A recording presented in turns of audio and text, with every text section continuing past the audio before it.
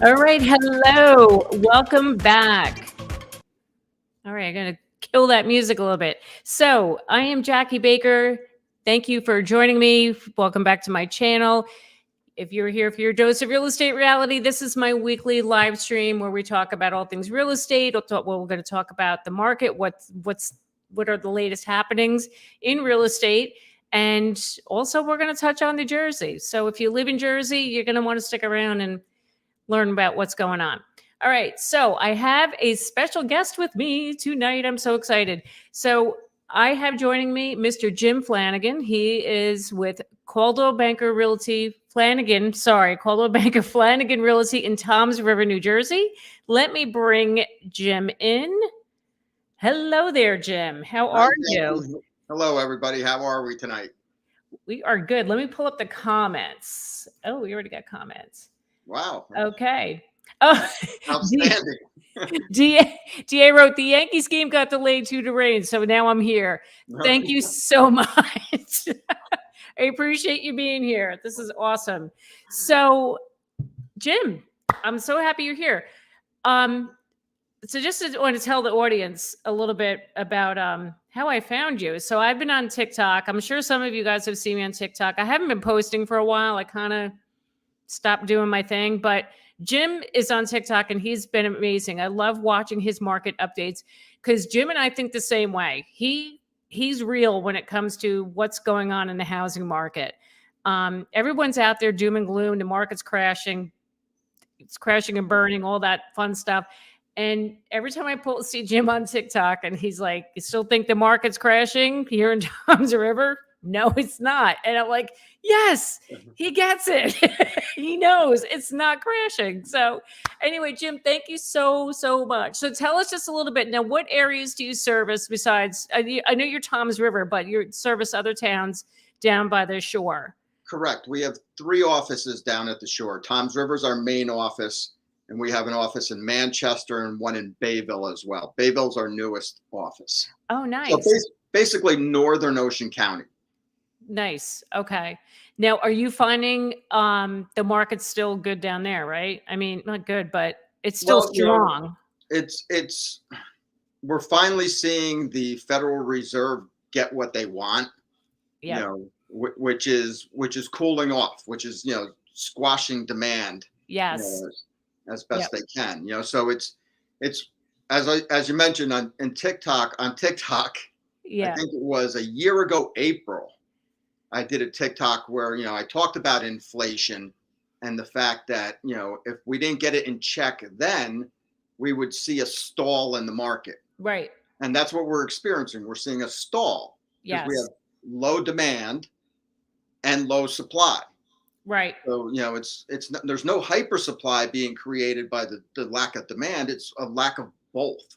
Yep. Exactly.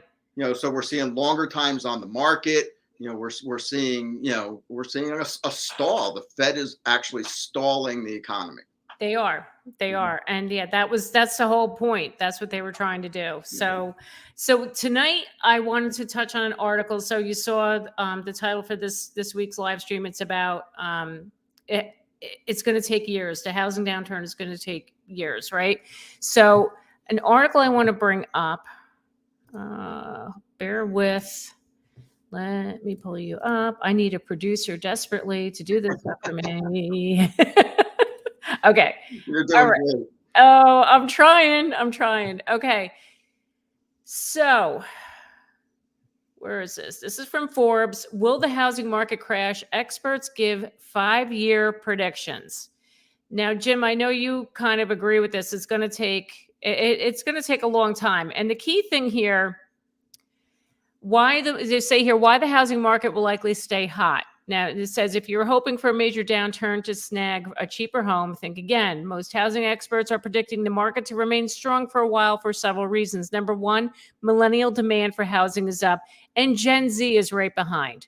Correct. So most of my clients in the past 2 years have been millennials. And I feel so bad for them because I feel like we've been, I just feel like we've failed them. Totally failed them.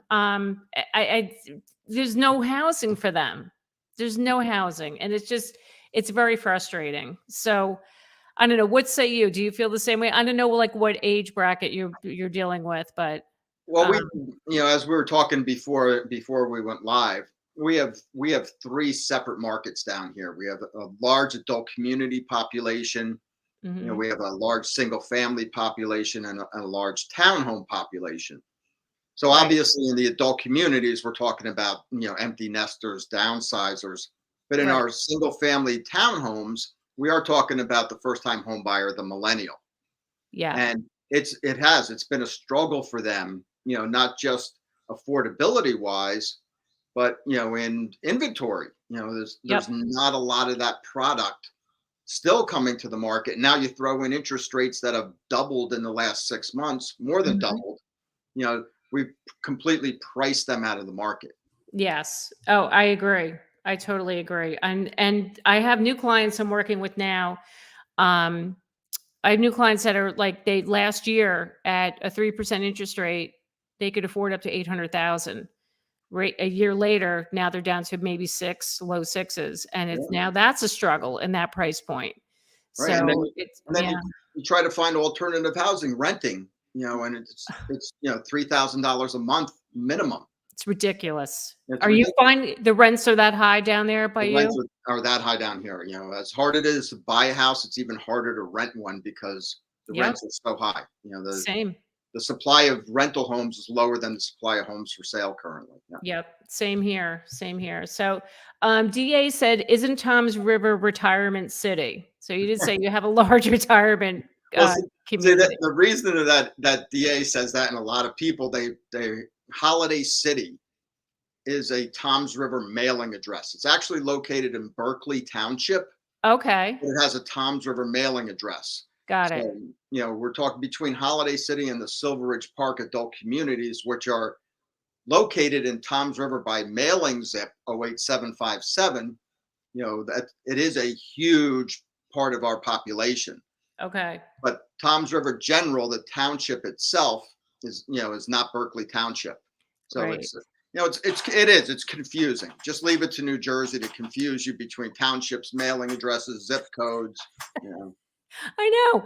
I just got I have a house, a deal that's going under contract in Morris County, and the lender was like, "Is it Morristown or Morris Township?" It like has two different towns for the address. We're like, "Why do they do that?" And I New don't. Jersey has a Morristown and a Morristown to further confuse everybody. Yeah, And Tom's River used to be known as Dover Township, and there's a Dover, New Jersey. right. Oh my god. Oh my god, I can't. It's just Jersey. That's what I tell It's, people, especially it's, people moving from New York. They're like, I don't get it." I'm like, "It's Jersey. it's It's just just Jersey. there's no rhyme or reason. It's Jersey." So anyway, As a matter of fact, I did a TikTok tonight. Just a little aside. yeah, I received an email response from a YouTube lead I had received that was yeah, thinking about relocating from Binghamton, New York, to Manchester, to the yep, adult communities to be closer to the Jersey Shore. yeah, So he drove down to Hamilton last night and then drove into town today to check out the area. yeah. So I'm emailing back and forth to see how he's doing. And his last response to me was, "Jim, I don't think this is going to work because I can't deal with the no left turns and always making turns from the right. We're going to pick another state." That's a first. Oh my god. I know the jug handles were an issue, but Yeah, my god, is it gonna well, prevent you from living here? because he can't make a left turn. He's picking another state. Okay. Well, and we are definitely yeah, our traffic circles and jug handles, they're just something you gotta get used to here. So okay, I have a couple of questions here. Aisha, any comments on South Brunswick? It's a burning hot market here. I'm not that familiar with South Brunswick, but I would imagine I wouldn't be surprised because the accessibility into the city from down there, I could see that happening. Um, Ashley Flores says, "Is there less demand and less supply? Why are homes on the market longer right now?" I think, as Jim just said, we're in a stagnated market right now. This is what the feds wanted They want to like slow it down, and they're on the market longer because now the buyers are pulling back. Now that rates went up to 7%, they're pulling back, and they're not jumping as quick as they did even like 6-7 months ago. Now, this is a good thing, Jackie, right? So Yeah. this is the benefit of the cool down or the slowdown. Yes. Buyers have time. Yep. For the previous 2 years, they had no time. Exactly. If if it was on the market and they didn't act, it was gone within 24, 48 hours. Yeah. Now they have a little time. They can look at it more than once. They can sit with us or with a professional and talk about how to structure the offer. They can have a home inspection again. They can keep the appraisal again. They can negotiate concessions again. This is all good stuff for home buyers that nobody in the press is talking about. They have leverage again. The seller has had the leverage for the last 2.5 years. Yes. And now the buyer has leverage, even though affordability is challenging. Yep. It is. No, you're so right. You're so right. It's so refreshing to come back to pre-pandemic market. I spoke at our office meeting last week, and that I was sharing that, as real estate agents, we got to get back in that mindset too, like to pre-pandemic market. We're not a pandemic market anymore. Pandemic's over. It's over. It's long over. Yep. And the Fed made that clear. It's over. It's over. Yes. It's over. Time to, let's come back to reality. Yeah. So let's see. If homes are out of people's budget, should you wait to buy? That's a great question. Yeah, I agree I think you should be waiting, especially if you're out of budget, and I would just continue saving as much as you can for that down payment. Just always, you and I both agree. Always, are you comfortable with the monthly payment? Yep. Right. That's it. Exactly it. If you're not comfortable, don't do it. Don't do it. Don't stretch yourself. Because like I said, this other client that I'm working with now, he is the one who's priced out. He was able to afford $800,000 last year. Now he's down to $600,000, and he's still looking at homes that are in a higher price. And he's like, well, if I pick up another job, I'll be able to pay for this. I'm like, no, don't do that to yourself. Just don't. I know it's frustrating. It's hard, but look, if you got to buy a house a cheaper price and you have to throw some work into it, that's unfortunately what you're in right now. But oh my God, don't ever become house poor. No. It's not worth it. And there, that's a tough position because you're looking at, even the most recent projections by, Wells Fargo. I saw today, the Zelman report came out, predicting a 5% drop in home prices, in the next year. So even on Keeping Current Matters, if you subscribe, they took the most recent 5 estimates or projections for 2023, and it looks like you take all 5, it's a flattening of the market. No price increase or decrease, but worst case scenario between, I think it was the most recent was Fannie Mae and Ivy Zelman saying we're going to see depreciation in 2023. Mm-hmm. But this is depreciation from the outlier of 2021. We're talking peak to trough. Right. Of maybe 5%. And Goldman Sachs is saying, anywhere between 5 and 10, so 7.5% from the investment people. That's from peak to trough. Right. So, all right, if we go even with a full 10%, which is not a crash, right? You and I both know a crash is 20% depreciation. Right. So worst case scenario, 10%. But where are interest rates going to be in 2023? We don't know. We don't know. Could be 8%. I don't know. Could be 8. I saw somebody projecting 9 today. I'm not surprised. Yeah. I'm not surprised. So it's trying to time the market, as you and I both know with our years of experience, is impossible. It is. Yeah. It is. And that's a good thing to say, timing. That's what I tell my clients too. It's all about the timing, right? I just feel like at this point, like the planets need to be aligned, and everything needs to be just in perfect order for a deal to happen, like during the pandemic. I mean, now, like you said, we're getting back to some normalcy. I think this shift is going to take a little bit, because I still feel that some sellers, like you were saying, why are homes still sitting on the market? Because I don't think sellers have come to terms with it yet, and they're not willing to reduce their prices. I mean, that's what I'm seeing. I mean, in my town, I was looking at the market today. We only have 32 homes for sale, where in a normal market, it would be, 90 to 100 homes, right? So we're still low inventory, but they're sitting now. And when I talk to people, they're like, what's going on? I'm like, well, you got to come to terms with the fact that, you got to start lowering our prices. We got to come back to reality. So, Well, the good news there for anybody who's interested, or that particular viewer asked that question. yep. If you and I both know, right, the next 2 weeks is usually the peak of inventory Yep. at the end of October.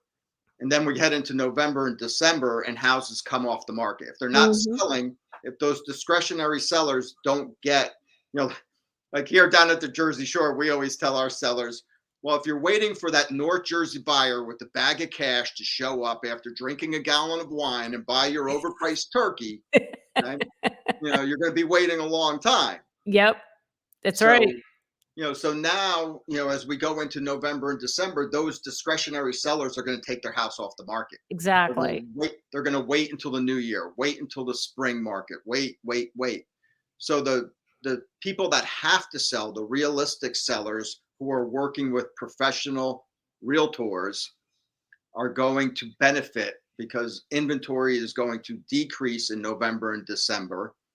And, if rates remain relatively stable around 7%, that maybe go up a little bit, you and I, the best time to buy a year, the best time of year to buy a house is in the winter, because you have serious sellers and you have serious buyers. Yep.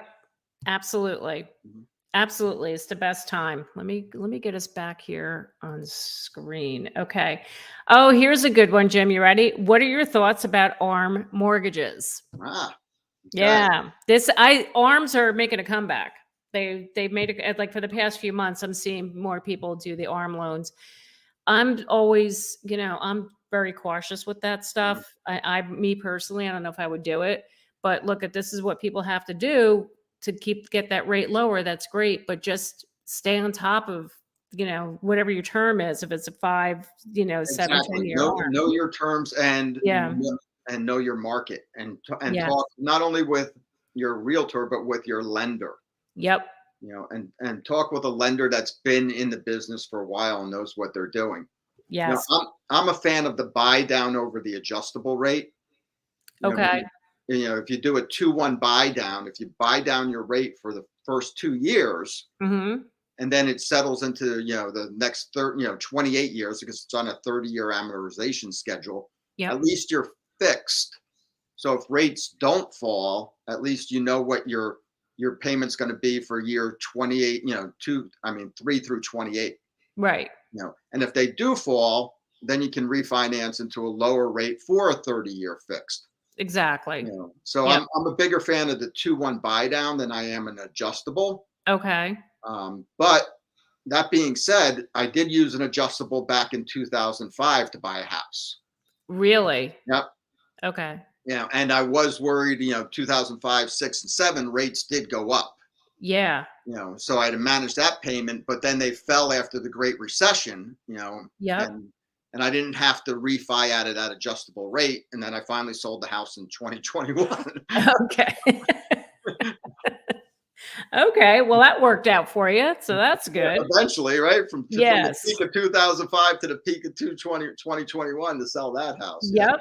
Yep. No, that's great. I just, like I said, I'm seeing a lot of the ARM loans, but I was saying last week, which was really interesting.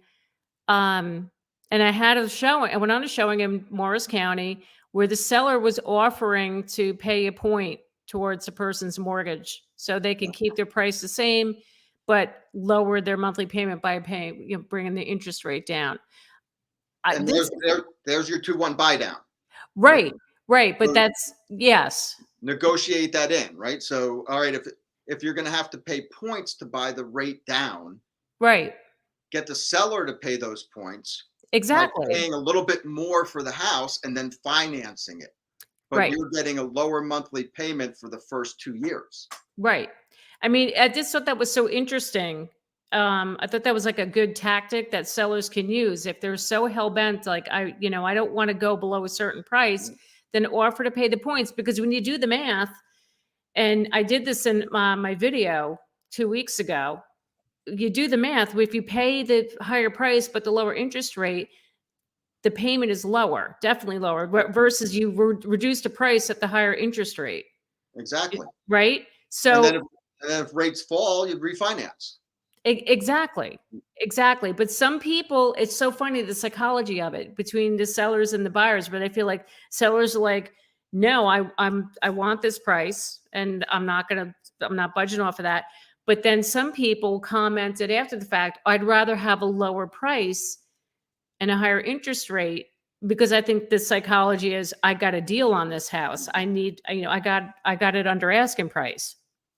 And I that mean, and that's just deceiving ourselves, right? It's like, totally. you know, Yes. because we think we have to get a deal or a bargain. No, it's the monthly payment. It's exactly. It's the monthly payment, you Yep. know? But it's not But changing, yeah, I think, the prices are just they're gonna come down a little bit, but they're gonna go back up again. I don't yeah, know. they're predicting, at the worst, maybe a little bit of a dip in 2023 and then back Mhm. to normal appreciation in 2024.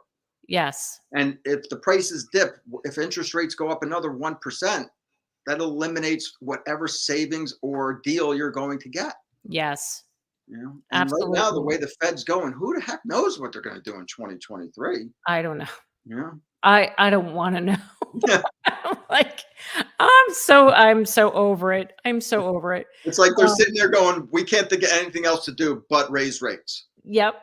You know? Yeah. It's like, "Oh, let's just do that. This will solve the problem." No, it won't. No. Sorry.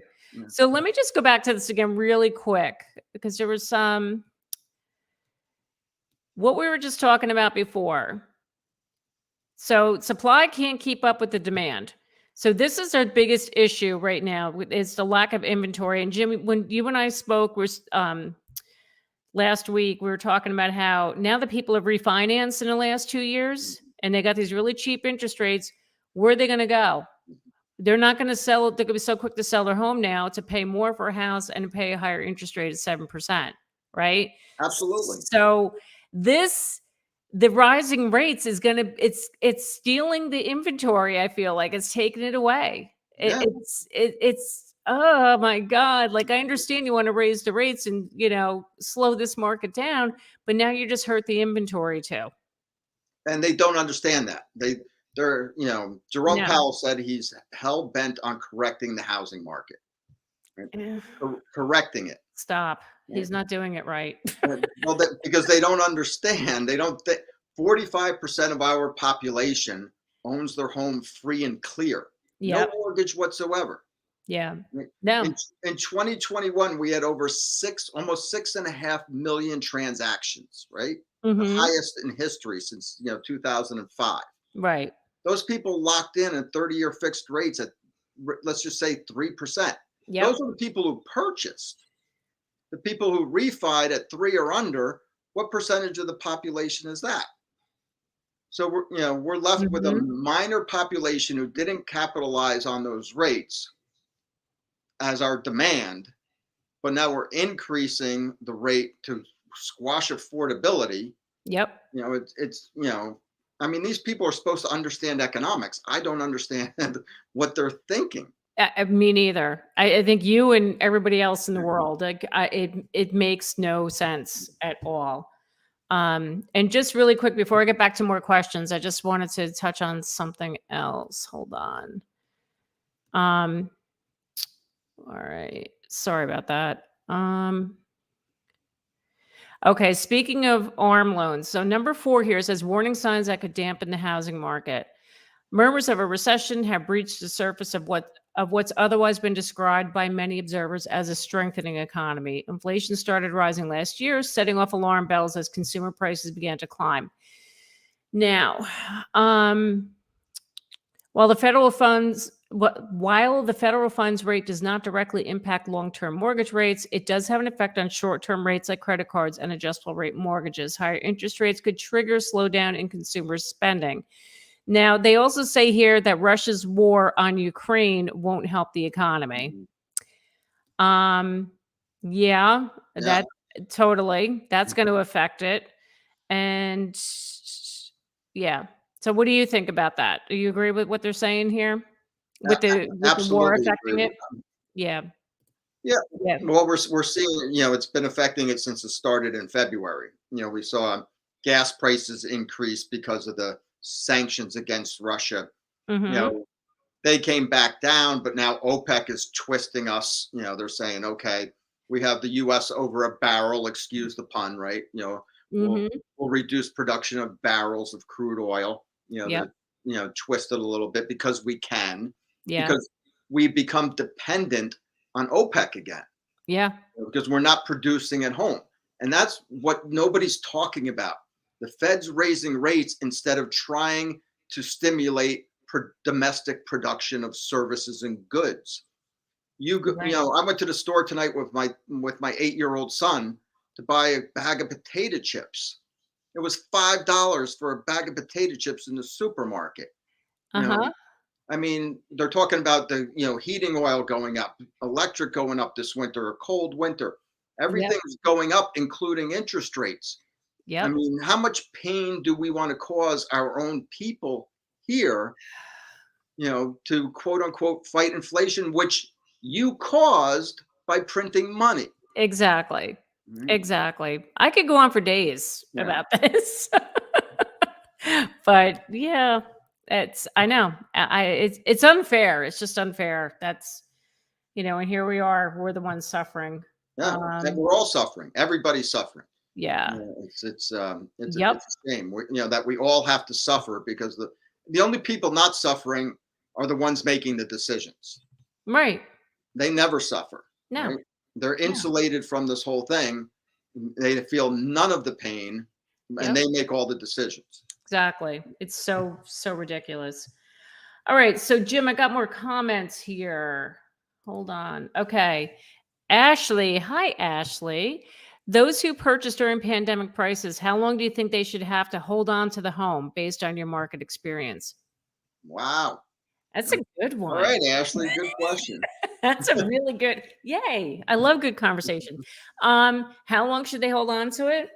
I mean, for a while, I would say um now that so figure you bought it during the pandemic. Yeah, you did overpay, but you got a really low interest rate. Um, like as I said before, now that rates are higher, if you have to sell now, that's going to be an issue. You're not going to like within the next year, maybe within the next 5 years. I don't know. What do you think, Jim? I think if you sell within the next 5 years, I don't know if you're going to get the same price what you paid for. I don't know if you're going to break even. I I'm, don't know. I'm a little more optimistic than you there, Jackie. I think Yeah. You five think? years, five, I think 5 to 7, you'll be okay. I Yeah. think I think 2 to 3 is very risky. Yeah. Four is kind of a rough call right now. Yeah. I think that in the next 2 to 3 years is just too unstable. Oh, absolutely. But Absolutely. looking beyond, just based on the article that we shared here, Yep.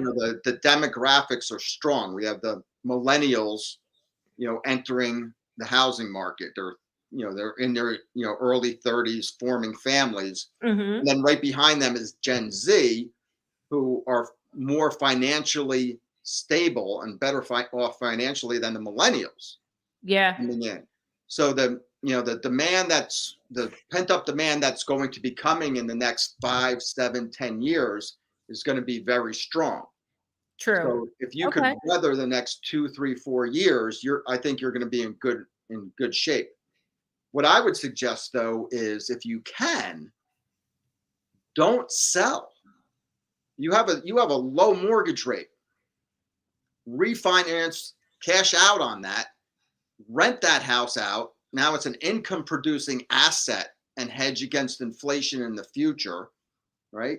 Yep. Take the equity out, buy another house, and now you have income coming in. You have an asset, an income producing asset, and you have another house, and you have the tax benefits of both of those. That's such a good suggestion. I don't know why I didn't even think of that, but you're right. Because I'm always in the mindset now when people, like I said, I'm working with a lot of millennials and they're starting out, and I tell them, you're in here 10 years or more, you're going to be fine, and you got to look at this as, they'll say, I want to raise my family and whatever. Like, great, this is your forever home then. But things happen, right? Sometimes you get a job transfer or whatever, you might have to sell it. But like you said, 2 to 3 years, 4 years, I think it is risky. That's too soon. But and if you think about it, this buyer, the home buyer that we've been dealing with, not just through the pandemic, but even prior to the pandemic, 18, 19, 17, interest rates never got above 5, right? They were right. So they've never known interest rates 7, 8%. The last time we saw 8% was 2005. Oh my God. So, so you have an interest rate that you may not see again, even if they come down, even if we enter a recession, which the article says we have a 35% chance, right? Yep. In 2023 of entering a recession. I've seen numbers as high as 60. Yep. Right? That we're going to go into a recession. Some people say we're in a recession. It depends. It depends on who you're talking to and what day it is. I swear to God, like everybody's got a different opinion. But usually you go into a recession and rates fall, right? Historically, all the charts show that. So even if they fall from where we are today, from 7 to 5.5, okay, a point and a half, right? They're still higher than they were for the previous 10 years. I know. Or 8 years or whatever it was. So if you have an interest rate that's under 3 or around 3 or just over 3, I would do whatever I could to keep that fixed rate as long as I could. Definitely. We have just in my house, we bought this house 10 years ago and it was under 4%. I want to say it's 3.75 maybe. 3.75 we had. Like, where am I going? I'm not going to sell, but that's a good point.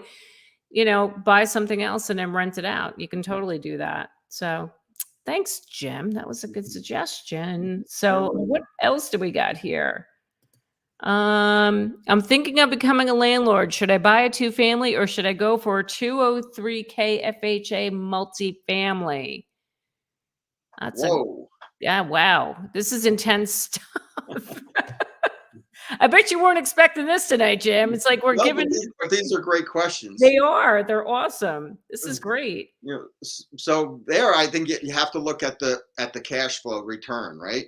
Yep. So what's going to produce the best cash flow and shelter down the line? 203K, you're still going to have to rehab the property, right? And you're talking FHA.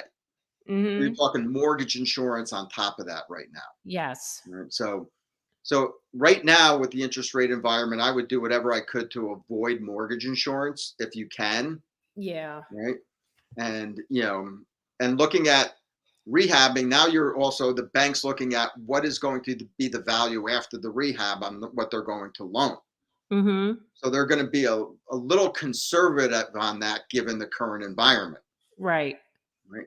Now, a 2-family, right? A 2-family, you can live on one side of that and rent out the other side. Mm-hmm. Right? So you have shelter and you have income and investment. Exactly. Right? So I'd go with the 2-family over the multifamily right now. Yep. Good point.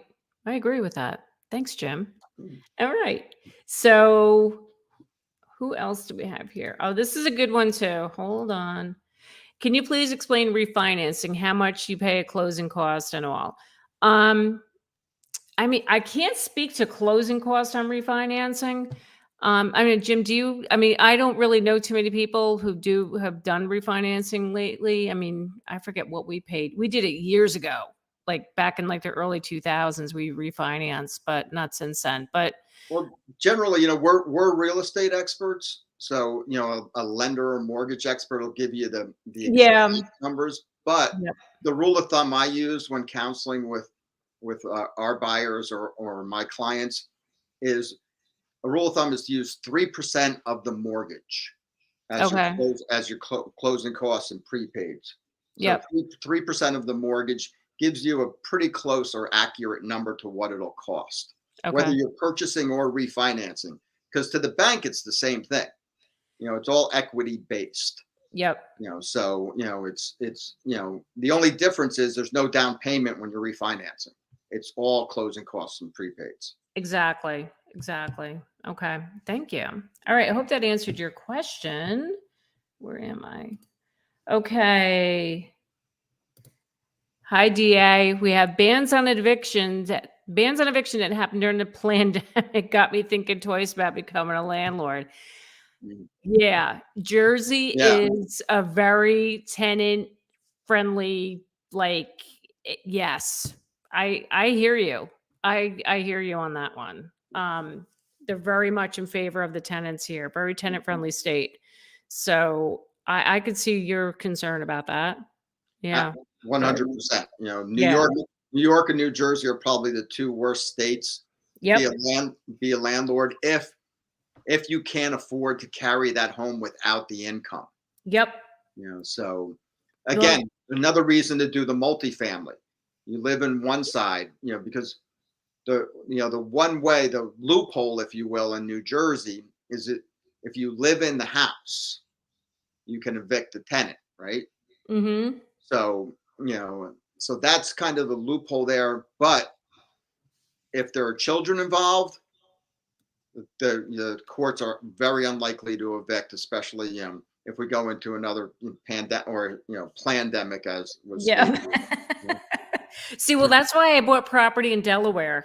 I Yeah. have rental properties in Delaware. Just first of all, the prices were cheaper down there, cheaper taxes, and the laws down there are not as crazy towards the tenants as they are up here in Jersey. So, So know your truth in renting, right? Read that yes, truth in renting. yep, Know your rights. Know exactly what to do. Know your risks.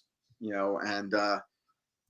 yet the chances of another pandemic slash plandemic, I think, are relatively slim. Only yeah, because one thing we did learn, is you can't throw money at the problem. It yep, just creates another problem. So totally. I really don't see that happening again. Me neither. But I don't think. But look, you never know. I've been wrong before. Yeah, I know. Me too. Never say never. I always say that. So, okay, what else have we got? God, I have a lot of this is great. Oh my God. You guys are like loving the conversation. Can I do a 5% down 30-year fix on a multi-family property in New Jersey? Yeah, you can. Can Again, I you would defer to defer to a lender? a Yeah, lender but on that. yeah. On a multifamily property in New Jersey, I would expect it to be closer to a minimum of 10% down. But again, I'm sure Jackie can Yeah, do. I can connect you with a lender if you want to learn more about that. But wouldn't it be oh, I'm thinking FHA. So, Yeah, right? If it's multifamily, I think they're gonna look for a little bit more down than 5%. right, okay. But Safid, I can connect you with a lender. So if you want to message me or email me, I can get you connected. So oh my God. Look who's here. Hello, Christina Smallhorn. Oh, the goat. Hello. Yes, the goat. My girl. My girl. Thanks for hopping on. You're awesome. You are so awesome. Oh my God. So so Jim, the other thing I wanted to bring up before we hopped on today, I was telling Jim, New Jersey is somebody's proposing a bill in New Jersey where landlords and homeowners have to disclose if you've had any flooding in your home. Did you know that New Jersey is one of the few states that you don't have to disclose your home flooded? What? Yeah. Yeah, I mean, I've been in the business now for 7 years, and since I've been in it, we always obviously it's on MLS that if your home is in a 100-year or 500-year flood zone, and I always tell my sellers, put it on a seller's disclosure if you ever had water in his house because it's going to come back to bite you. Yeah. But I was not aware it was not a thing. Like you didn't have to reveal that. Neither was I until you told me, or Isn't that before we started the nuts? broadcast. Is that nuts? So this is crazy. So let me go into, hold on a minute. Let me kill this. Stop sharing that. Bear with. Christina, I need Eddie to be my producer. Just so you know. Eddie's Christina's husband, and he does a phenomenal job. Okay, here we go. New Jersey bill would inform home buyers, renters of flood risk. Senator Cody is proposing this bill. This is really interesting. The bill would require Department of Community Affairs to create a form used by realtors and landlords to notify prospective buyers or renters of flooding risk to the property before they become obligated under any contract. The form would indicate if any of the properties located in a FEMA designated floodplain, a special flood hazard area, or a risk flood hazard area, and if the property has ever experienced any flood damage in the past. Are you kidding me? We haven't been sharing it. Like, people don't disclose this. I always disclose that. Well, I can't believe that wasn't a requirement. What the heck? Either can I, but what's even funnier about, this is Dick Cody, right? Senator Cody. This is the same man who doubled the realty transfer fee after Senator McGreevey resigned in disgrace. Really? Yes. Okay. Yes. So I know this was before your time, Jackie. But, okay. And here we are in New Jersey where we have attorney review. Right. Yep. So you and I both see the attorney review letters, which their form letters always state, seller warrants that the home has never been flooded, is not in a flood zone, or if is, if ands or buts. The attorney review rips apart our contract, rewrites it, every single time, and throws everything, including the kitchen sink, in there. Yep. So for the senator to come out, I think this again is just pandering for votes. It's like, okay. You are right.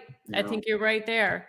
But I'm just in shock that this was never a thing. In light of Hurricane Ian and what we went through with Superstorm Sandy 10 years ago. Jim, can you believe it's been 10 years already? Sandy? We're coming up on the anniversary in less than, it's like next week, isn't it? Like the Halloween, Halloween storm, God, I can't believe that's been 10 years. It was, I can't, and like looking at the aftermath from Hurricane Ian, I cannot believe those poor people down in Florida. Oh my God. I mean, we were without power after Sandy for like 9 or 10 days. And now there's still people that still don't have it. I follow a guy on TikTok. He's down in Fort Myers.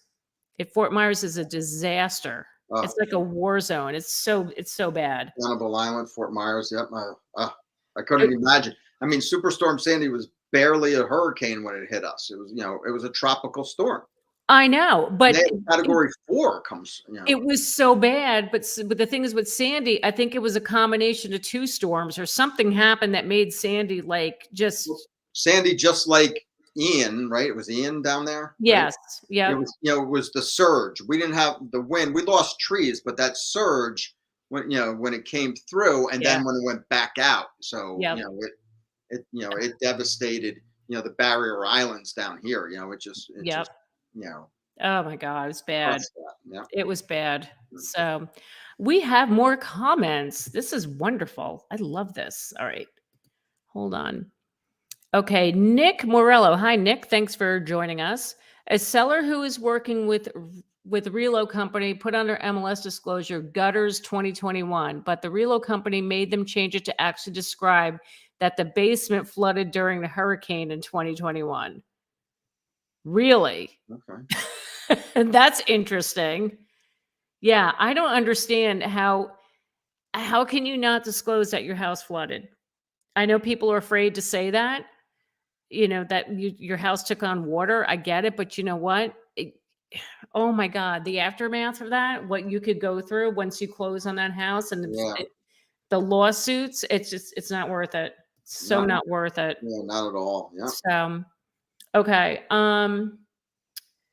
Do you think the down payment assistance programs are a good idea? I think they are. 100%. Yeah. Yeah. Yeah, you can. Now there are, let me see, triple net, sorry. I think they are a good thing. I just don't think enough people take advantage of it, especially in the past 2 years. I don't think, I don't know, at least I didn't come across anybody who wanted to do that. And I think people had a fear that, like, if you don't have cash or you don't have a large down payment, you're not going to get a house. Yeah. I mean, did you feel that way too, Jim? Is that what you were It's a dealing good with? point. So you have a couple of things there. First, most down payment assistance programs are income restricted, right? You have to Yeah. qualify for them based on income. Yeah. And then you have to get it funded on top of the Right. mortgage, right? Yeah. So yeah, so sellers weren't willing to have too many contingencies, let alone any contingencies the last 2 years. Mm-hmm. So now that we're getting into a more normal market, and by normal I just mean supply and demand, not affordability. Yep. I'm just talking the forces of supply and demand. Yep. I think it's something to definitely take a look at, but unfortunately, affordability becomes an issue. I In know. order to qualify for these programs, you won't be able to afford the houses that are on the market today. Exactly. Yep. Well, hopefully people can get back to that. Oh, here's a good one. I personally took advantage of a free grant, although I was overqualified. I did not get the full amount, but a little over 2,000. It's something. Yeah, That's good. yeah. Good If for you're, you. if you're willing to give it, be willing to take Take it. advantage. Totally take advantage. Oh, Nick goes back to wait. Nick says triple damages if you lie on disclosure in New Jersey. I think it's actually called treble, not triple, but it amounts to about the same thing Yeah. if you can prove it, right, Nick? So Yeah, that's the yeah, thing. You do have to prove it. You do. but you and I both know, and most real estate professionals do, which homes are in flood hazard areas, which ones have been Yeah. affected. You know, a home inspector can get in there pretty easily and tell if they've had water intrusion. So again, always protect yourself, and sellers, who don't disclose these things. Karma is karma. She's going to get you Yep. one way or another. It'll come back. That's what I tell people. It's going to come back to bite you. Do not withhold anything about this house. No. Just put it out there. And some people, yeah, they're not going to like it and walk away from it. Yeah, but then there's some that are not going to have an issue with it. They'll, all right, I'll buy it in a waterproof basement. I had a deal like that a few years ago where the guy was like, "It's okay, I'll deal with it. No big deal." Like, okay, he loved the house that much.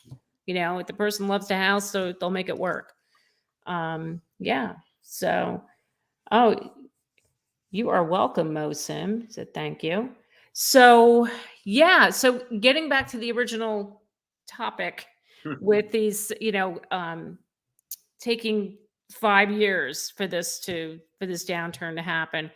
I do think, like you said before, I think that the rates where they are right now, that's what's stagnating everything. And then the prices will probably come down a little bit, but they're going to continue going up from there. That's just that's our summary of this. And I hope people aren't frustrated by us saying this, but that's the reality. Until we can meet that demand and get more housing available for people. And look, there are things that are happening that we're trying to make it happen. I know in New Jersey, if you watched my video last week about the bill that they proposed to allow people to bid on sheriff sales by putting as little as 3.5% down and then giving them 90 days to secure financing. Murphy vetoed that bill because there were certain things he didn't like about it. But to me, that was an opportunity there to say for the average Joe in New Jersey to go buy a foreclosure so they have a place to live. But now he's vetoed that, and that's so that's back on the table. So I don't know if he's gonna come to his senses or not. Well, So. I don't want to get started on our illustrious governor's senses, or we'll be here all night. But I know. it kind of always cracks me up whenever, affordable housing is mentioned from the, the governor's or the government perspective, because again, they're out of touch. They don't know what affordable means. They can Mhm. afford things, so Yeah. what the average person can't afford, and the pain that the average, consumer is going through right now, they're completely out of touch. Yep. So by creating these programs, whatever they are, it's great for political, theater, but it's not going to make a big difference in the No. reality of people's lives today. Yeah. So it's It's sad. it's tough. It's how do you solve the affordability crisis? How do you solve the housing crisis? It's I don't have the answer. I No. don't have the answer, but I It, do. The only thing I know is what they're doing right now is not the answer. no, it's not. And I appreciate the efforts of like these members of the state assembly who brought this bill forward with, allowing people to only put 3.5% down on a sheriff's sale. Um, but how often are people going to be following sheriff sales? One of the things that Murphy didn't like in that bill was that they wanted to allow those provisions to be applied to an REO sale. So, REO goes on multiple listing. They want people to say, okay, you can put 3.5% down and take 90 days to finance. And he's like, no, he didn't. That was one of the things he didn't want because he felt it was redundant. So if the person didn't take advantage of those provisions in a sheriff's sale, then they missed their opportunity. So when it goes back to the bank and it goes on to REO, too bad. Like, no, not everybody knows when these sheriff sales happen. So why not apply to an REO and let And people have that you're opportunity? competing against cash investors at Well, the that's same. the thing. It was to help people Yeah, compete against them. yeah. But uh, you know, somebody commented on my video and said Murphy is all about taking care of the banks, and so yeah, Well, that's his background. exactly, yeah, He's in his second term. He's not getting a third. So right, you yeah, know, he doesn't what care. his political aspirations are beyond this. I think he's making that pretty clear. Mhm. But Yeah, but again, I'm not his campaign manager. So it's good for you. yeah. Good, good thing you're not. I wouldn't want to be. Oh my God. Okay. So we're going to go through a few more comments here. Oh my God, we're pushing an hour, Jim. This is awesome. You got great comments. I gotta have You you got great back. This is viewers. You got good. great viewers, This Jackie. is great. All right. We have here, where'd you go? Mosim, I currently live in Queens in a co-op where monthly maintenance includes electricity. Co-op is paid for, have a normal HELOC. I've been looking at condos and co-ops in New Jersey, but can't wrap my brain. Here we go. Here's the second part. Can't wrap my brain around the maintenance HOA fees over $1,000. $1,000 per month is another mortgage payment. What are your thoughts on excessive maintenance HOA fees? Huh? Yeah, there now depends on where you're looking. There are some, like in my town, HOA fees. Some communities are around like 250 to 300. There's one community that's super expensive. They're like $700-800 a month. I'm not sure where you're looking, where you're seeing this $1,000. I don't know if you're looking at other like more like luxury Yeah. condos. Yeah, Gold Coast or that's something. Yeah. yeah. Yeah.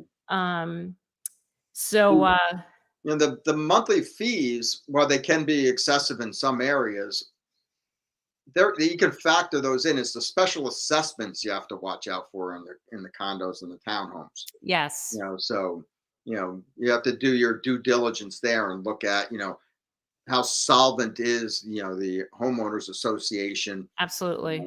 because the special assessments will whack you there. That totally. But I think so Mo, to answer your question, the excessive maintenance HOA fees, it depends on the amenities, what that community is offering. Like the one here in my town that charges like $700-800 a month, it's a huge community. And so it's a lot to maintain as far as the snow plowing. So you have to pay for that. it does have a pool, it has the clubhouse, all that stuff. But I think if there's a lot to maintain as far as plowing, landscaping, I think that cost eats up a lot of that, the HOA. And like I said, there are some that are much cheaper, where the little bit smaller communities where there's not much landscaping to do, you're going to have the cheaper HOA fees. But I'm curious to know, where are you looking that it's $1,000 a month? I want to know. That's a lot. Yeah. Oh, here it says luxury, Fort Lee, Cliffside Park, Jersey City. Yes, that's why. When you're closer to the city and those amenities. Now, I don't know if that includes parking, because a lot of those buildings have parking garages. So that might be included as part of your fee. They also have, what do you call them? Doorman, right? They have doorman there. So it's security. You're paying for that too in those buildings. There's some beautiful buildings here in Fort Lee, Cliffside. Cliffside Park has some really nice ones, and you got great views of the city. So that's what you're paying for. Yeah, you're not in Queens anymore, Mo. No, you're not. No, you're not. Welcome to Jersey. This is what we do. So what do we got here? What's the best way to sell while buying in the current market? Does contingency offer have any chance in Bergen? Well, let me tell you my thoughts on that. So, and I'm sure, Jim, you're seeing the same thing. Yeah, in the past 2 years, it's been like total insanity. So what my clients did, I had this a few times last year. My clients needed to trade up. They were leaving a condo, wanted to buy a house. So as soon as we put it on the market, they were out searching for a home. And what we did is we told the potential buyer that the sellers would be open to a lease back. Okay. So if someone buying it was not in a hurry to move into that home, then we worked out a lease back, meaning that once you closed, you sold your home, and you're still looking for a new place, you would be paying rent back to the new owners. Okay. And in some cases, the buyers would even let the owners stay there for free for a period of time. Yeah, that's how crazy the market was. Yeah. That's how crazy it was. Now, not so much. So that's my recommendation for that. But now I think we're still going to need to do something like that, just because the inventory is still really low. The other thing you can do, you can put it on the market, and I'm seeing this a lot too, where we put in the agent remarks that, your home is for sale, and sale is contingent on sellers finding a new home. And then you would just put your possession date a longer time period, say 90 to 120 days. So just you're making the potential buyers aware that you are looking for a home. So if they have time, they can let you find something. But the other thing you got to consider is the rates are rising. So buyers want to lock in. They want to lock in as soon as possible. And those rate locks only last 60 days. So, and in some cases, they could be less. If somebody ends up getting lucky, like my clients, they got lucky, they got a really good rate, and their rate lock expires in 45 days. So we can close in 45 days, and then they'll let the seller stay. In this case, that's what my clients are doing. They're letting the seller stay for two additional weeks for free. But if anything longer than that, you would definitely ask the seller to pay some kind of rent. So that's an option. I mean, Jim, what do you think about that? Well, and it's specific on location. Like, Bergen County, being so close to New York, your market's going to be a lot tighter than our market down here. Yes. We're already back to contingency selling. Not really, not a lot, but I mean, I can probably count on both hands, the number of deals that we have right now that have contingencies again. Yeah. Now, granted, there are contingencies that we have contracts on the other end, so they're backdoor contingencies. Yeah. But contingencies are back down here, and okay. I think that's going to be something over the next year that's going to become possible again, market dependent. Yes. It's all market specific and market dependent. Bergen County and Ocean County are two completely different markets. We are. Yep, for sure. for sure. But it's possible. It's definitely possible. And even going into purchasing a home, what I always tell my clients too, if you're in that boat, and sorry, I forgot to add this. Don't make an offer on the new home until you're under contract on your current home. Okay. If you see something great, and if the other person will buy, the house you're going to buy, if they're okay with your sale contingency, okay, great. But if not, just wait until you get under contract. See, last year it was so crazy. I mean, those 2 homes that I sold, they were under contract within a week. Yeah.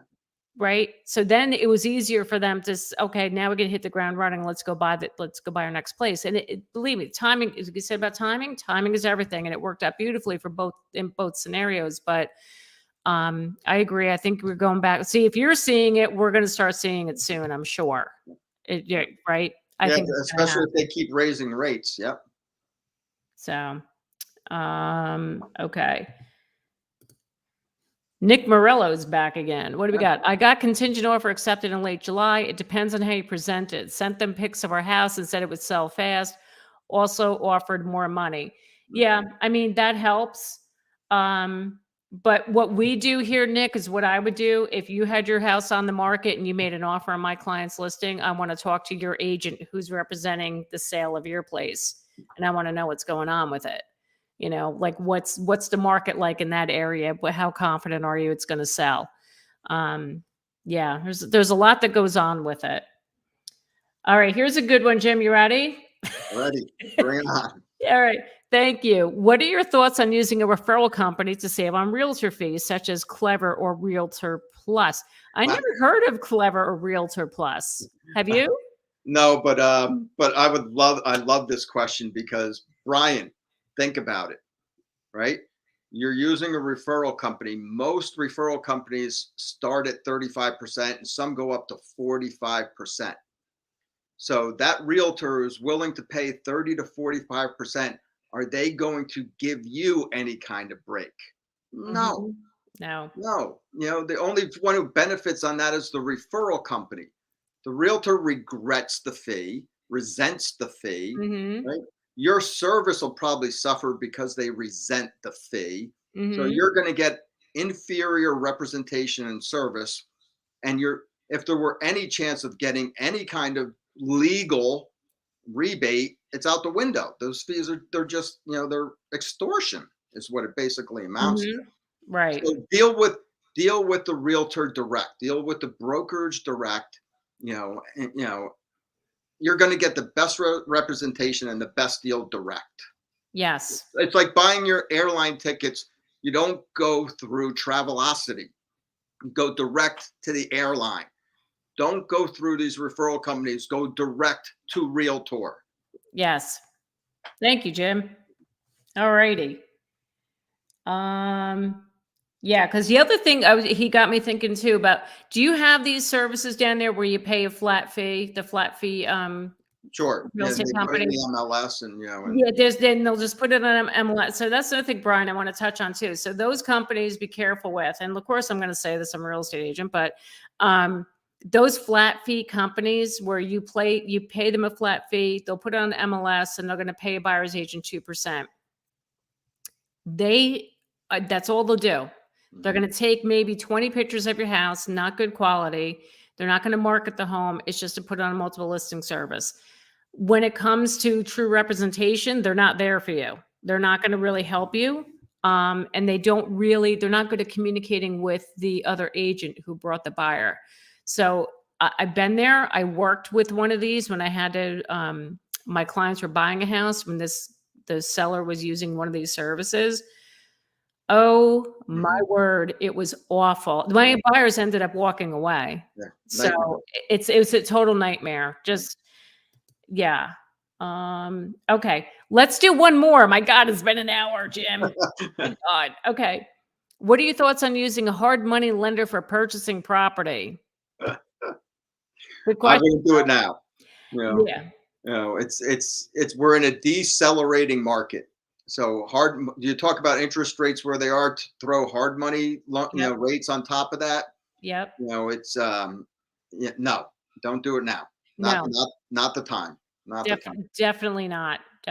So If anybody needs a name, contact for a lender, comment below this. And anyone who's watching this on the replay, please do the same. I can get you in contact with several lenders. Jim knows people too. We can get you in contact with lenders and just, to have those conversations to find out, what, how much you can afford and what your monthly payments will be. And yeah. All right, Jim, bear with me. I have to So I don't know if you're aware. So, Jim, I went to Vidsummit recently. That was the big YouTube conference. It was out in The California. Vidsummit? Yeah. Yeah. So this is David Matney. Hello, David. David is a YouTuber, real estate YouTuber. He's out in Omaha. What was your biggest takeaway from Vidsummit? Yeah, YouTube, man, it's hard. It's a hard business. It really is. But there's a lot of people out there making a lot of money. Like for the younger crowds, Jim, you wouldn't believe the amount of the guys like in their 20s that have these big YouTube channels, like gaming channels, or like Mr. Beast. I don't know if you heard of Mr. Beast. Yeah. They're making hundreds of thousands of dollars. Just ridiculous. But I have an 8-year-old son. I was Mr. Beast, Jimmy, right? His name is Jimmy Donaldson. I saw him. He was at Vidsummit. Yeah. I heard he pays $5,000 to $10,000 per thumbnail. Thumbnail.